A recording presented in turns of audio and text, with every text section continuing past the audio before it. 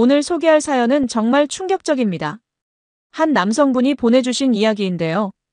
바람을 피워서 떠났던 전처가 몇 년 만에 갑자기 나타났다고 합니다. 그것도 온몸에 멍투성이가 된 채로 말이죠. 나 좀 살려달라며 무릎을 꿇더랍니다. 여러분 같으면 어떻게 하시겠습니까?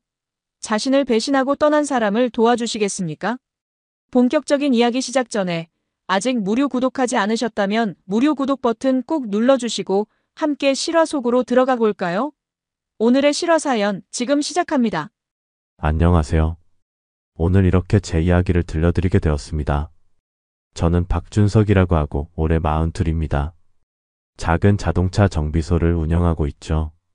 제 아내는, 전 아내는 이가은이라고 합니다. 38이고 학원을 운영하고 있었어요. 운영하고 있었다고 해야 맞겠네요. 지금은 상황이 완전히 달라졌으니까요. 그때 저희는 같이 산 지 5년 정도 되었습니다. 아이는 없었어요. 처음엔 둘 다 바빠서 미루다가 나중엔 아내가 아예 아이 갖는 걸 꺼렸거든요. 저는 언젠간 갖겠지 했는데 그게 화근이었던 건지도 모르겠습니다. 그날도 평범한 날이었어요. 아침에 일어나서 정비소 나가고 아내는 학원 출근 준비하고.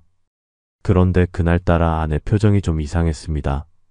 뭔가 초조해 보이고 계속 핸드폰만 들여다보더라고요. 저는 그냥 학원 일이 바쁜가 보다 했죠. 여보, 오늘 저녁 뭐 먹을까? 제가 물었을 때 아내는 대답도 제대로 안 했습니다. 아무거나. 알아서 먹어. 퉁명스럽게 한마디만 던지고는 황급히 나가버렸어요.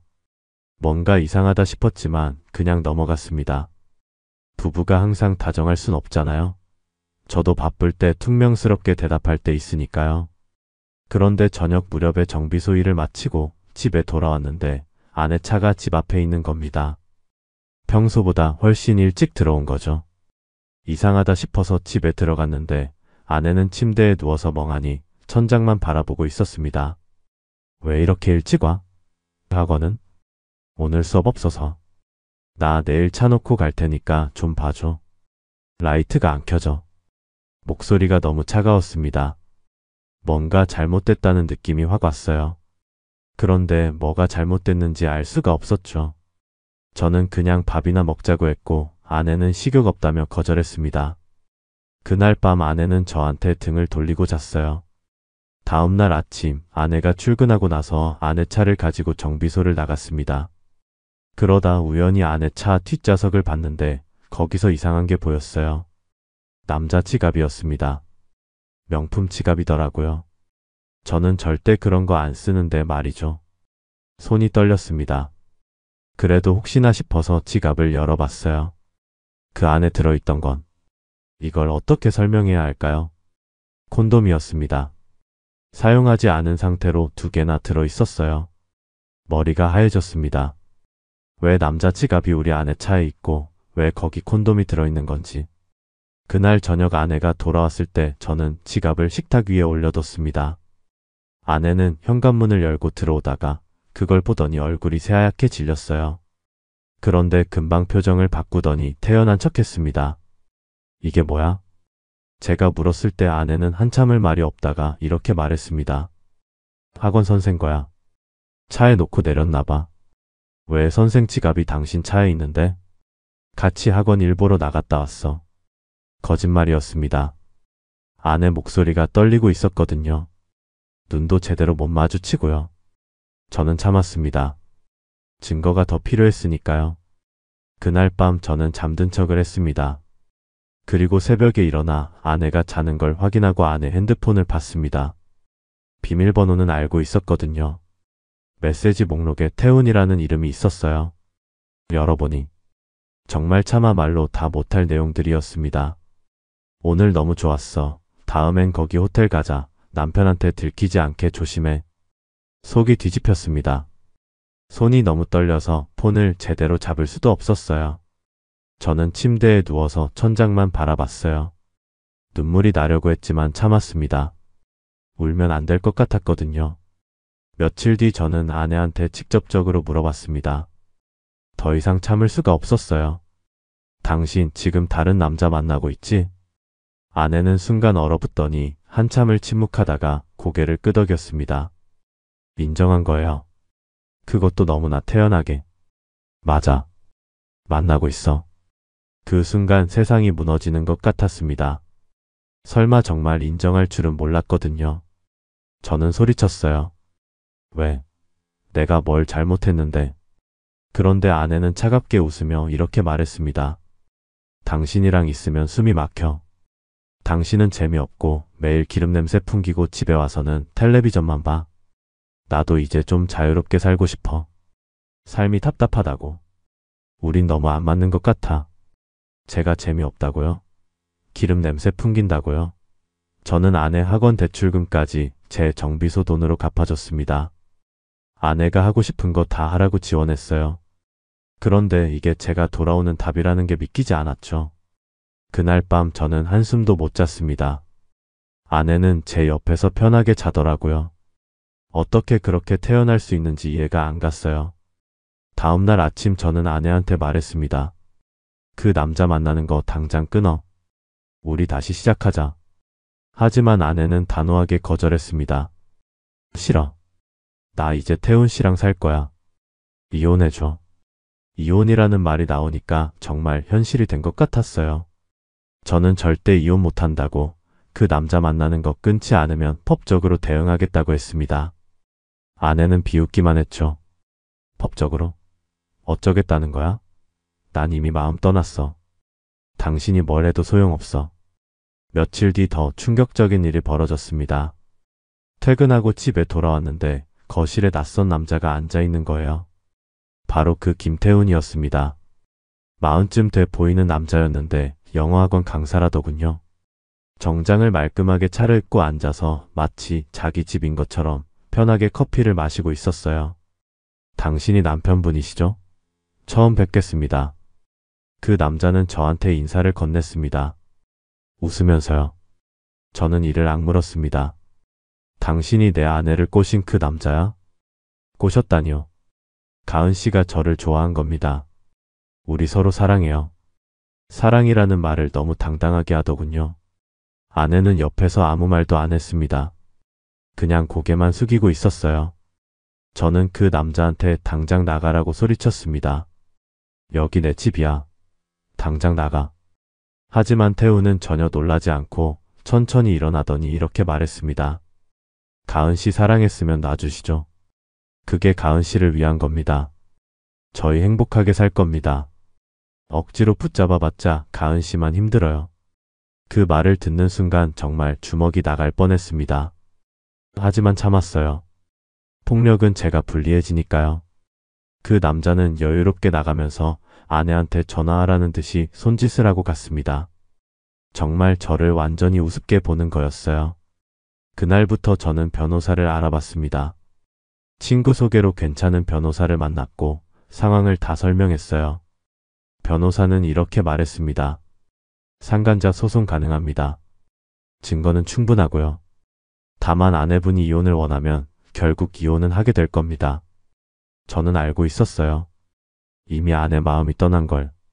하지만 그냥 보낼 수는 없었습니다. 최소한 법적으로 책임을 묻고 싶었어요. 그래서 상간자 소송을 준비하기 시작했습니다. 아내한테 소송 진행한다고 말했을 때 아내는 화를 냈습니다. 왜 이렇게까지 해? 조용히 헤어지면 안 돼? 조용히? 당신이 바람 피운 걸 조용히 넘어가라고? 안 돼. 나도 최소한의 자존심은 지켜야겠어. 아내는 제가 진짜로 소송을 진행한다는 걸 알고는 당황하더군요. 태훈한테 전화해서 뭐라고 얘기하는 게 들렸습니다. 그 남자도 처음엔 별거 아니라고 생각했나 봐요. 하지만 변호사한테서 정식으로 내용 증명이 날아가자 태도가 달라졌습니다. 어느 날 태훈이 직접 제 정비소로 찾아왔어요. 이번엔 정장이 아니라 평상복 차림이었습니다. 표정도 아까처럼 여유롭지 않았어요. 형님, 이렇게 할 것까진 없지 않습니까?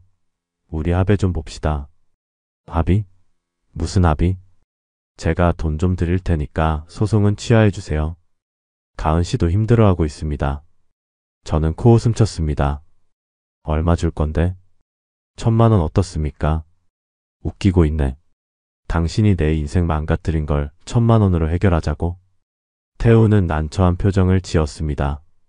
저는 단호하게 말했어요. 법원에서 만나자고. 거기서 정당하게 판결받으면 되겠지. 소송은 진행됐습니다. 법정에서 아내와 태훈을 마주했을 때 기분이 묘했어요. 한때 사랑했던 여자와 그 여자를 빼앗아간 남자를 법정에서 본다는 게 비현실적이었거든요. 변호사는 준비한 증거들을 다 제출했습니다. 메시지 내용, 호텔 영수증, 목격자 진술서까지. 재판은 몇 달 걸렸습니다. 그동안 아내는 집을 나가서 태훈이랑 살기 시작했어요. 저는 혼자 빈집에서 지냈죠. 매일 밤술을 마셨습니다. 정비소 일도 제대로 못했어요. 드디어 판결이 났습니다. 법원은 아내와 태훈에게 각각 3,000만 원씩 위자료를 지급하라고 판결했습니다. 총 6,000만 원이었죠. 제 변호사는 잘 나온 판결이라고 했어요. 보통은 이것보다 적게 나온다면서요. 법정을 나오는데 태훈이 저를 노려보더군요. 아내는 그냥 고개를 숙이고 있었습니다. 저는 그들을 보며 생각했어요. 이제 정말 끝이구나. 이혼도 같이 성립됐거든요. 법적으로 우리는 이제 남남이 됐습니다. 위자료는 몇 달에 걸쳐서 들어왔습니다. 아내와 태훈이 나눠서 보낸 거였어요. 돈을 받을 때마다 기분이 이상했습니다. 이게 제 결혼 생활의 값인가 싶었죠. 6,000만 원으로 5년의 시간을 정산한다는 게. 그 후로 저는 정비소 일에만 매달렸습니다. 친구들이 소개팅 시켜주겠다고 했지만 다 거절했어요. 여자는 이제 질색이었거든요. 혼자 사는 게 편했습니다. 아침에 일어나서 정비소 가고 저녁에 돌아와서 텔레비전 보고 자는 일상. 그렇게 3년이 흘렀습니다. 저는 이제 거의 그 일을 잊고 살았어요. 가끔 문득 생각나긴 했지만 예전처럼 가슴이 아프진 않았습니다. 사람 마음이 참 신기한 게 시간이 지나면 정말 무뎌지더라고요. 정비소 일도 안정됐습니다. 이혼 직후엔 일도 제대로 못했는데 이제는 오히려 일이 재밌어졌습니다. 혼자 사는 것도 적응이 됐고요. 아침에 혼자 밥 먹고 저녁에 혼자 술 한잔하고. 그게 제 일상이 됐습니다. 그런데 그날 밤이었습니다. 늦은 시간이었어요. 밤 11시쯤 됐을 겁니다. 정비소 문을 닫고 정리하고 있는데 누군가 문을 두드렸습니다. 이 시간에 누가 올 리가 없는데 싶어서 무시하려다가 계속 두드리는 소리에 문을 열었어요. 그리고 저는 얼어붙었습니다. 문 밖에 서 있는 사람이 누구인지 알아봤거든요. 바로 가은이었습니다. 제 전 아내. 3년 만에 보는 얼굴이었죠. 준석 오빠. 가은은 제 이름을 불렀습니다. 목소리가 떨리고 있었어요. 그런데 얼굴을 보니 정말 놀랐습니다. 완전히 다른 사람 같았거든요. 머리는 헝클어져 있고 얼굴은 창백하고 눈 밑에는 다크서클이 심했습니다. 예전에 그렇게 가꾸고 다니던 모습은 어디에도 없었어요. 왜 여기 와? 무슨 일이야? 저는 차갑게 물었습니다. 사실 놀라긴 했지만 반갑진 않았거든요. 가은은 한참을 말을 못하다가 떨리는 목소리로 말했습니다. 나 좀 도와줘. 태훈 씨가 나 죽일 것 같아. 무슨 소리인지 이해가 안 갔습니다. 죽인다니? 그게 무슨 뜻인지 물어보려는데 가은이 손목을 보여줬어요. 거기엔 시퍼런 멍자국이 있었습니다. 손목뿐만이 아니었어요. 팔에도 목에도 멍이 있었죠. 이게 뭐야? 맞은 거야? 응. 태훈 씨가 요즘 이상해. 술만 마시면 때려. 나 정말 무서워. 어디 갈 데도 없고 오빠밖에 없어. 순간 머리가 복잡해졌습니다. 이 여자가 저한테 무슨 짓을 했는데 이제 와서 도와달라는 건지. 하지만 다른 한편으로는 멍투성이인 얼굴을 보니까 그냥 내칠 수가 없었어요. 들어와. 일단 앉아. 가은은 정비소 안으로 들어왔습니다. 걸음걸이도 불안했어요. 다리를 절뚝이더라고요. 의자에 앉히고 물을 갖다 줬습니다. 가은은 물을 벌컥벌컥 마시더니 한참을 울었어요. 미안해. 정말 미안해. 내가 너무 잘못했어. 오빠 말이 다 맞았어. 저는 대답하지 않았습니다. 뭐라고 해야 할지 몰랐거든요. 가은은 계속 울면서 말했습니다. 태훈 씨가 처음엔 잘해줬어. 정말 나한테 잘해줬어. 그래서 난 이 사람이랑 있으면 행복할 줄 알았어. 근데 이혼하고 나서부터 달라지기 시작했어. 어떻게 달라졌는데? 처음엔 작은 거였어. 짜증 좀 내고 말투가 좀 거칠어지고. 그러다가 점점 심해졌어. 술 마시고 들어와서 소리 지르고 물건 던지고. 나한테 손찌검도 하기 시작했어. 가은은 떨리는 손으로 옷을 조금 걷었습니다. 배에도 멍이 있었어요. 보기 힘들 정도로 큰 멍이었습니다. 이건 지난주에 맞은 거야. 술 마시고 와서 내가 밥을 안 해놨다고 화내면서 더 이상 말을 잇지 못하고 울기만 했습니다. 저는 한숨을 쉬었어요. 이 상황을 어떻게 받아들여야 할지 모르겠더라고요. 경찰에 신고는 했어? 못했어. 태훈 씨가 그러면 죽인다고 했어. 진짜로 죽일 것 같아. 눈빛이 진짜 이상해. 가은은 계속 떨고 있었습니다. 공포에 질린 눈이었어요. 저는 무언가 결정을 내려야 했습니다. 이 여자를 도와줘야 하나 아니면 그냥 돌려보내야 하나. 일단 오늘은 여기서 자. 내일 아침에 다시 얘기하자. 저는 정비소 사무실에 있는 간이 침대를 내줬습니다. 가은은 고맙다고 몇 번이나 말했어요. 저는 그냥 고개만 끄덕이고 집으로 돌아갔습니다. 집에 와서도 잠이 안 왔어요. 계속 이런저런 생각이 났습니다. 멍투성이인 얼굴, 떨리는 손, 공포에 질린 눈빛. 저를 배신하고 떠난 여자지만 저렇게 맞고 사는 걸 보니 짜증나더군요. 왜 이제야 잘 좀 살겠는 저에게 나타나서 정신사납게 하는지 화가 났습니다. 다음날 아침 정비소로 갔을 때 가은은 이미 깨어 있었습니다. 밤새 잠을 못 잔 것 같았어요. 눈이 퉁퉁 부어 있었거든요. 아침 먹었어? 아니, 식욕이 없어. 그래도 먹어야지. 근처 식당 가자. 우리는 정비소 근처 국밥집에 갔습니다. 가은은 떠먹듯이 국밥을 먹었어요. 예전엔 식사 예절이 깔끔했는데 지금은 그런 여유도 없어 보였습니다. 앞으로 어떻게 할 거야? 제가 물었을 때 가은은 한참을 망설이다가 말했습니다. 태훈 씨한테서 벗어나고 싶어. 근데 방법을 모르겠어. 집도 태훈 씨 이름으로 돼 있고 학원도 태훈 씨가 다 가져갔어. 나 지금 아무것도 없어. 학원을 태훈이가 가져갔다고? 응. 내가 바보같이 다 넘겨줬어. 태훈 씨가 세금 문제로 본인 명의로 해야 한다고 해서. 한숨이 나왔습니다. 정말 바보 같은 짓을 한 거죠. 가은은 계속 말했습니다. 돈도 한 푼도 없어. 통장도 다 태훈 씨가 관리하고 있어. 나한테 돈 안 줘. 그래서 나가고 싶어도 나갈 수가 없어. 이건 거의 감금 수준이었습니다. 저는 가은한테 물었어요. 친구들한테는 도움 안 청했어? 친구들 다 연락 끊었어. 태훈 씨가 싫어해서. 만나지 말라고 해서. 완전히 고립시킨 거였습니다. 이건 전형적인 가정폭력 가해자의 패턴이었어요. 피해자를 외부와 단절시켜서 도망 못 가게 만드는 거죠. 가은은 며칠간 정비소 사무실에서 지냈습니다. 그러면서 천천히 이야기를 들었습니다. 가은이 그동안 어떻게 살았는지. 이혼하고 나서 처음엔 정말 행복했어. 태훈 씨가 너무 잘해줬거든. 매일 꽃 사다 주고 좋은 데 데려가주고. 나는 이게 진짜 사랑인 줄 알았어.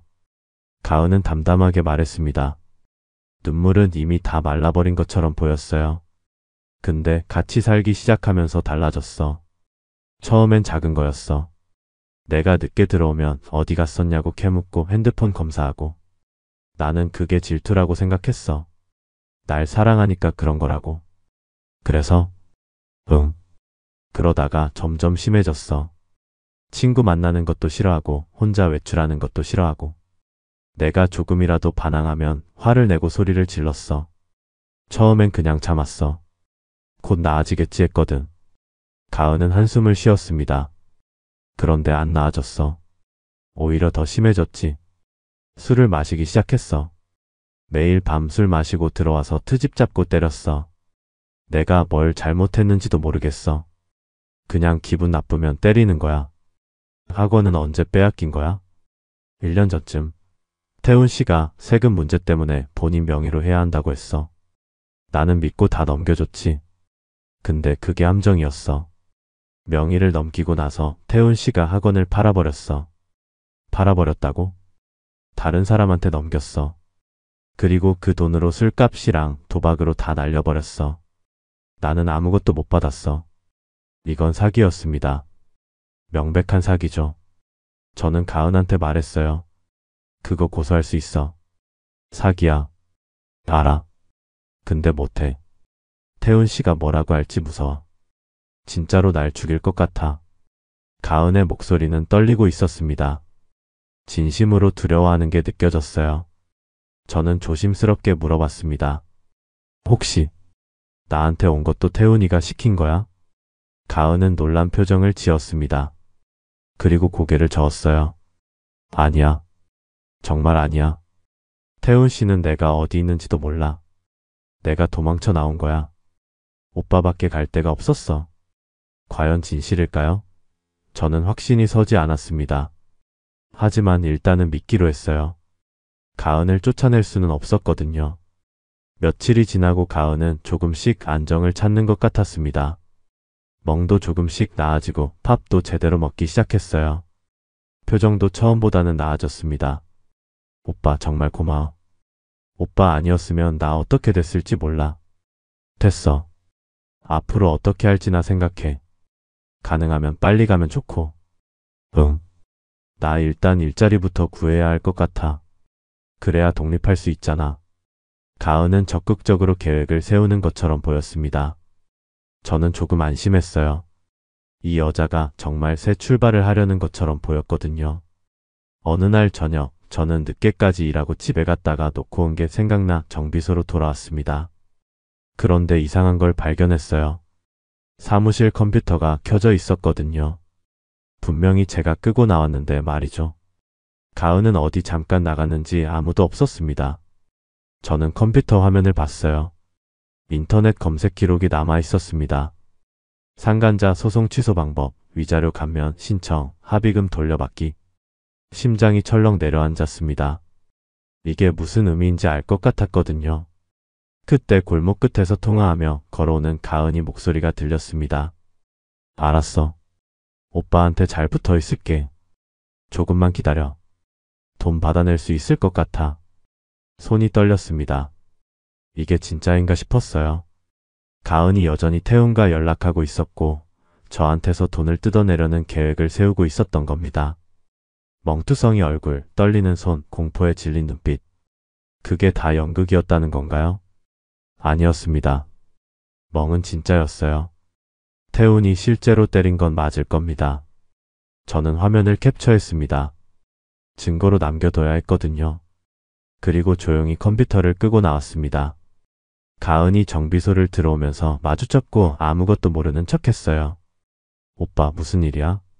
왜 다시 왔어? 나 잠깐 편의점 갔다 왔어. 그래. 배고프면 뭐 먹어? 나간다. 저는 태연한 척했습니다. 하지만 속으론 계획을 세우고 있었어요. 이제 가은을 어떻게 처리할지 말입니다. 다음날 저는 정비소 안에 몰래카메라를 설치했습니다. 합법적인 거였어요. 제 공간이니까요. 그리고 며칠간 지켜봤습니다. 가은이 뭘 하는지. 영상을 확인해 보니 제 예상이 맞았습니다. 가은은 제가 없을 때마다 태훈과 통화를 했어요. 그리고 제 서류들을 뒤지고 통장을 찾아보고 심지어 금고 비밀번호도 알아내려고 했습니다. 조금만 더 있으면 될 것 같아. 오빠가 날 많이 불쌍하게 생각하는 것 같아. 곧 돈 얘기 꺼낼게. 가은이 태훈한테 하는 말이었습니다. 목소리엔 떨림도 없었어요. 처음 왔을 때 그 겁에 질린 목소리가 아니었습니다. 오히려 자신만만했죠. 저는 이제 충분히 봤습니다. 더 이상 속을 이유가 없었어요. 하지만 바로 쫓아내진 않았습니다. 좀 더 결정적인 순간을 기다렸죠. 며칠이 더 지났습니다. 가은은 점점 더 대담해졌어요. 이제는 아예 제 앞에서도 편하게 행동했습니다. 마치 자기 집인 것처럼요. 오빠 내가 밥 해줄까? 오빠 매일 밖에서 사 먹는 것 같던데. 아니 괜찮아. 미안해. 내가 신세만 지내. 나중에 꼭 갚을게. 갚을 거라는 말이 공허하게 들렸습니다. 이 사람은 애초에 갚을 생각이 없었으니까요.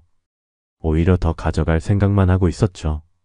어느 날 저녁, 가은이 조심스럽게 말을 꺼냈습니다. 오빠, 나 상담 좀 받아야 할 것 같아. 트라우마가 심해서. 근데 돈이 없어서 못 가고 있어. 상담? 얼마나 드는데? 한 회당 10만 원 정도? 최소 5번은 받아야 한대. 50만 원을 달라는 소리였습니다. 저는 고개를 끄덕였어요. 알았어. 내일 돈 줄게. 가은은 기뻐하는 표정을 지었습니다. 하지만 저는 알고 있었어요. 그 돈이 상담비로 쓰일 리 없다는 걸. 아마 태훈한테 넘어가겠죠. 다음날 저는 50만 원을 봉투에 넣어서 가은한테 줬습니다. 가은은 고맙다며 몇 번이나 인사했어요. 그리고 곧바로 밖으로 나갔습니다. 저는 뒤를 밟았어요. 가은은 정비소에서 멀지 않은 카페로 갔습니다. 그리고 거기서 누군가를 만났죠. 바로 김태훈이었습니다.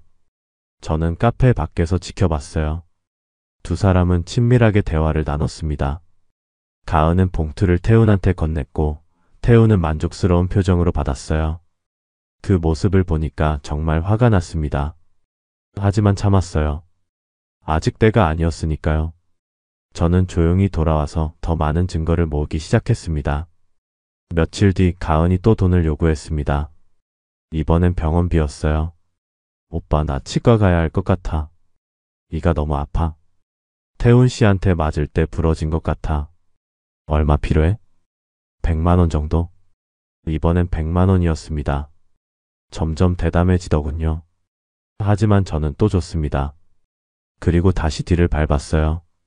이번에도 가은은 태훈을 만났습니다. 같은 카페에서요. 저는 사진을 찍었습니다. 두 사람이 웃으면서 대화하는 모습, 가은이 돈 봉투를 건네는 모습, 태훈이 가은의 손을 잡는 모습, 모든 걸 다 찍었어요. 그날 밤 가은이 돌아왔을 때 저는 물어봤습니다. 치과 잘 다녀왔어? 응. 많이 아팠어. 근데 치료받고 나니까 좀 나은 것 같아. 거짓말이었습니다.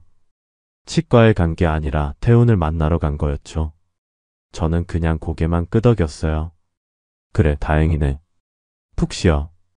며칠이 더 지나고 가은이 또 다른 요구를 했습니다. 이번엔 직접적이었어요. 오빠, 나 독립하려면 전세금이 필요해. 1,000만 원만 빌려줄 수 있어? 나중에 일자리 구하면 꼭 갚을게. 1,000만 원. 이제는 아예 큰 돈을 요구하는 겁니다. 저는 생각하는 척했어요. 1,000만 원. 큰 돈인데. 조금 생각해 볼게. 부탁이야, 오빠. 나 정말 독립해야 돼. 태훈 씨가 날 찾을까봐 무서워. 태훈을 찾을까봐 무섭다고요? 웃기는 소리였습니다. 매일 태훈을 만나고 있으면서요. 저는 더 이상 참을 수가 없었어요. 가은아. 응? 나한테 솔직하게 말해봐. 너 지금 정말로 태훈이한테서 도망친 거야? 가은의 표정이 굳어졌습니다. 뭔가 들킨 것 같은 표정이었어요. 무슨 소리야? 당연하지. 내가 왜 거짓말을 해? 그럼 왜 계속 태훈이를 만나고 있어? 가은의 얼굴이 새하얗게 질렸습니다. 입을 벌렸다 닫았다 하더니 더듬거리기 시작했어요. 뭐? 무슨 소리야? 나 태훈 씨 안 만났어. 거짓말하지 마. 다 봤어. 카페에서 만나는 거, 돈 주는 거, 손 잡는 거. 전부 다. 가은은 말문이 막힌 것처럼 아무 말도 못했습니다. 그러다가 갑자기 울기 시작했어요.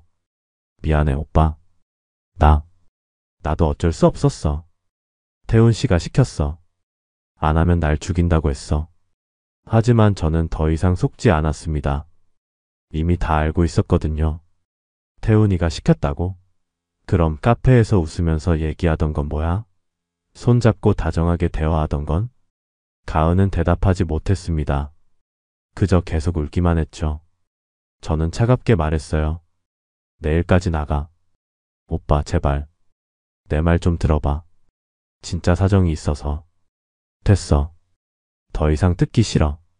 내일 아침까지 짐 싸서 나가. 저는 돌아서서 나왔습니다. 뒤에서 가은이 뭐라고 말하는 소리가 들렸지만 무시했어요. 이제 정말 끝이었습니다. 더 더 이상 이 여자한테 속아 넘어갈 일은 없을 겁니다. 집에 와서도 잠이 안 왔습니다. 화가 나기도 하고 허무하기도 했어요. 제가 왜 이런 일을 겪어야 하는지 이해가 안 됐습니다. 3년 만에 나타나서 또 저를 이용하다니. 다음날 아침 정비소에 갔을 때 가은은 이미 떠나고 없었습니다. 짐도 다 치워져 있었어요. 다만 책상 위에 쪽지 하나가 놓여 있었죠. 미안해. 진짜 미안해. 그게 전부였습니다. 저는 그 쪽지를 구겨서 쓰레기통에 버렸습니다. 이제 정말 끝이라고 생각했어요. 하지만 이야기는 여기서 끝나지 않았습니다. 가은이 떠나고 며칠이 지났습니다. 저는 다시 평범한 일상으로 돌아갔어요. 정비소 일을 하고 저녁엔 혼자 밥 먹고 텔레비전 보고 자는 생활. 가은이 왔다 간 게 마치 꿈 같았습니다. 그런데 일주일쯤 지났을 때 경찰서에서 연락이 왔습니다. 처음엔 무슨 일인지 몰랐어요. 제가 무슨 잘못을 한 것도 아니고 신고한 것도 없었거든요. 혹시 이가은 씨 아십니까? 경찰관이 물었습니다. 가은이라는 이름을 듣는 순간 심장이 철렁했어요. 네, 압니다. 제 전 아내인데요. 무슨 일이신가요? 이가은 씨가 현재 병원에 입원해 계십니다. 폭행을 당해서요. 폭행이라는 말에 머리가 복잡해졌습니다. 보호자라니? 저는 이미 이혼한 사이인데요. 하지만 경찰관 말로는 가은이 제 연락처를 보호자로 적어뒀다고 했습니다. 어느 병원입니까? 주소를 받아 적고 곧바로 병원으로 향했습니다. 병원에 도착해서 병실을 찾아갔습니다. 문을 열고 들어갔을 때 충격을 받았어요. 침대에 누워있는 가은을 보고 말입니다. 얼굴이 온통 멍투성이었어요. 눈은 퉁퉁 부어있고 입술은 터져있고 코에는 거즈가 붙어 있었습니다. 가은아. 제가 이름을 부르자 가은이 천천히 고개를 돌렸습니다. 저를 보더니 눈물을 흘리기 시작했어요. 말을 하려고 했지만 목소리가 제대로 나오지 않았습니다. 간호사가 들어와서 설명해 줬습니다. 늑골 3대가 부러졌고 뇌출혈도 있었다고 했어요. 머리도 심하게 맞아서 뇌진탕 증세가 있다고 했습니다. 누가 이렇게 심하게 때렸는지 물었을 때 대답을 들을 필요도 없었습니다. 김태훈이었겠죠. 가은은 한참 뒤에 겨우 말을 했습니다. 목소리가 너무 작고 떨렸어요. 미안해. 오빠한테 짐이 될 거라는 걸 알면서도 다른데 연락할 만한 곳이 없었어. 저는 대답하지 않았습니다. 뭐라고 해야 할지 몰랐거든요. 가은은 계속 말했습니다. 정비소에서 나간 후에 갈 곳이 없어서 태훈 씨한테 갔어. 태훈 씨가 용서해 준다고 했거든. 그런데 말을 잇지 못하고 눈물만 흘렸습니다. 저는 조용히 기다렸어요. 돌아가자마자 때리기 시작했어. 왜 오빠한테 갔냐고, 왜 실패했냐고. 멈추지 않았어. 계속 때리고 정신을 잃었어. 그리고 깨어보니 여기 있었어. 가은의 목소리는 거의 들리지 않을 정도로 작았습니다. 떨리는 손으로 침대 시트를 움켜쥐고 있었어요. 이제 괜찮아. 여긴 안전해. 제가 말했을 때 가은은 고개를 저었습니다. 안 괜찮아. 태훈 씨가 찾아올 거야. 또 때릴 거야. 나 정말 무서워. 그 순간 밖에서 소란스러운 소리가 들렸습니다. 누군가 큰 소리로 뭐라고 외치는 소리였어요. 가은의 얼굴이 새하얗게 질렸습니다. 태훈 씨야. 태훈 씨가 왔어. 곧 병실 문이 벌컥 열렸습니다. 김태훈이 들어왔어요. 술에 취한 상태였습니다. 얼굴은 붉게 상기돼 있고 눈은 충혈돼 있었죠. 저를 보더니 비웃듯이 웃었습니다. 오, 전 남편님이 오셨네? 참 끈질기시네요. 당신이 이렇게 만든 거야?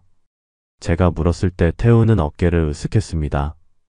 내 여자 내가 혼낸 건데 당신이 상관할 바 아니잖아요. 여자를 이렇게 때려놓고도 당당해? 미쳤어. 태훈은 제 말에 화를 냈습니다. 갑자기 고함을 질렀어요. 시끄러워. 이 여자가 뭘 잘못했는지 알아? 당신한테 가서 돈 뜯어내기로 했으면서 실패했잖아. 그것도 몇 푼 안 되는 돈 가지고 도망쳐 온 거야.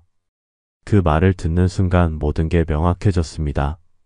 가은은 정말로 태훈의 지시를 받고 저한테 온 거였어요. 동정심을 유발해서 돈을 뜯어내려는 계획이었던 겁니다. 하지만 실패했고 태우는 그걸 이유로 가은을 때린 거죠. 경찰 부를 거야. 당장 나가. 제가 말했을 때 태우는 비웃었습니다. 경찰? 마음대로 해요. 난 무섭지 않아. 이 여자가 나한테 돌아올 거니까. 그리고는 가은을 향해 말했습니다. 이봐, 가은아. 다 치료받고 집에 와. 알았지? 가은은 눈물만 흘릴 뿐 대답하지 못했습니다. 태우는 만족한 듯이 웃으며 병실을 나갔어요. 저는 곧바로 간호사실로 가서 경찰에 신고해달라고 했습니다. 병실로 돌아왔을 때 가은은 계속 울고 있었습니다. 이제 괜찮아. 오빠는 신경 쓰지 마. 다 내 업보지 뭐. 가은이 말했습니다. 하지만 저는 그냥 넘어갈 수 없었어요. 이건 범죄였으니까요. 경찰이 도착했습니다. 가은의 진술을 받고 병원 기록을 확인했어요. 태훈에 대한 체포영장을 신청한다고 했습니다. 저는 경찰한테 제가 가지고 있던 증거들도 제공했습니다. 태훈이 병실에 와서 협박한 영상, 가은과 태훈이 만나는 사진들. 며칠 뒤 태훈이 체포됐다는 연락을 받았습니다. 폭행죄와 협박죄로 구속됐다고 했어요. 저는 그 소식을 듣고 병원에 있는 가은한테 전했습니다. 그놈 잡혔어.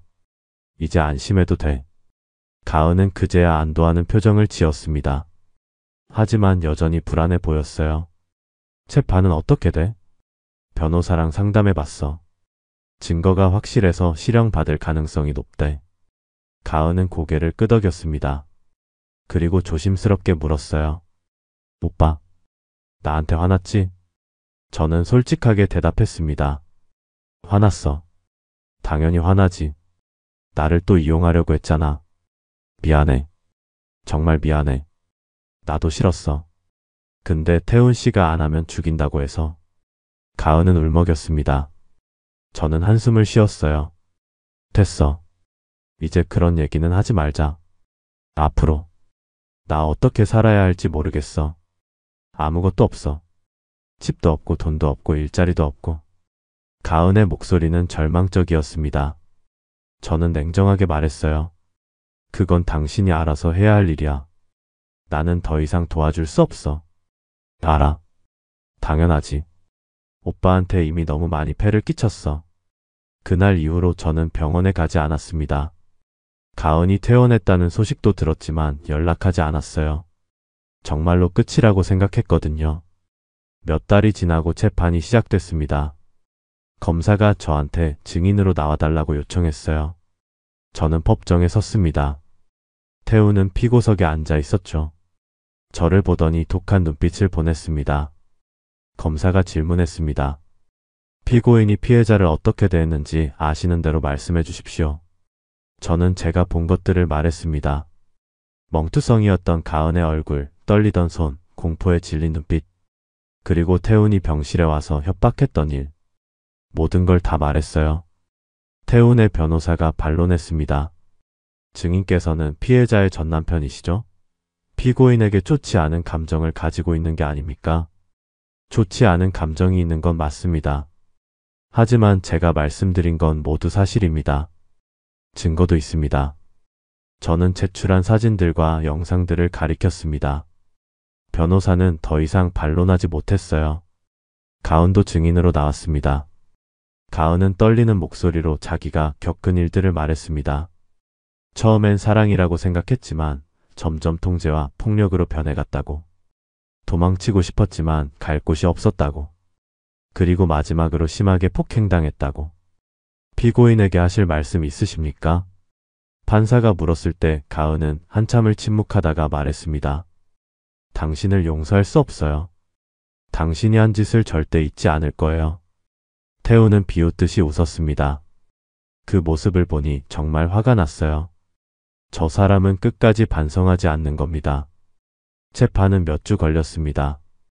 증거심리, 증인신문, 최종 변론. 모든 과정이 끝나고 드디어 판결이 나왔습니다. 피고인 김태훈에게 징역 3년을 선고한다. 판사의 목소리가 법정에 울려 퍼졌습니다. 태훈은 얼굴이 굳어졌어요. 변호사가 뭐라고 말했지만 태훈은 듣지 않았습니다. 그냥 멍하니 앉아 있었죠. 법정을 나오는데 가은이 저를 불렀습니다. 오빠, 잠깐만. 저는 돌아봤습니다. 가은은 주저하다가 말했어요. 고마워. 오빠 아니었으면 나 어떻게 됐을지 몰라. 저는 대답하지 않았습니다. 그냥 고개만 끄덕이고 돌아섰어요. 더 이상 할 말이 없었거든요. 집으로 돌아오는 길에 기분이 묘했습니다. 태훈이 실형을 받았다는 게 시원하기도 하고 허무하기도 했어요. 이제 정말 모든 게 끝난 건가 싶었습니다.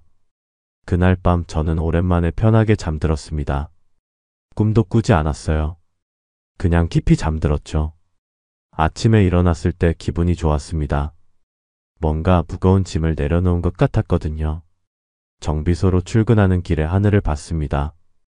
날씨가 정말 좋았어요. 맑은 하늘에 구름 한 점 없었습니다. 새로운 시작을 하기에 딱 좋은 날씨였죠. 태훈이 수감되고 몇 달이 지났습니다. 저는 다시 평범한 일상으로 돌아갔어요. 정비소 일도 잘 풀리고 새로운 직원도 뽑았습니다. 매출도 꾸준히 올라서 사업 확장도 생각하고 있었죠. 어느 날 오후 정비소 우편함을 확인했을 때 편지 한 통이 들어 있었습니다. 보낸 사람 이름이 없었어요.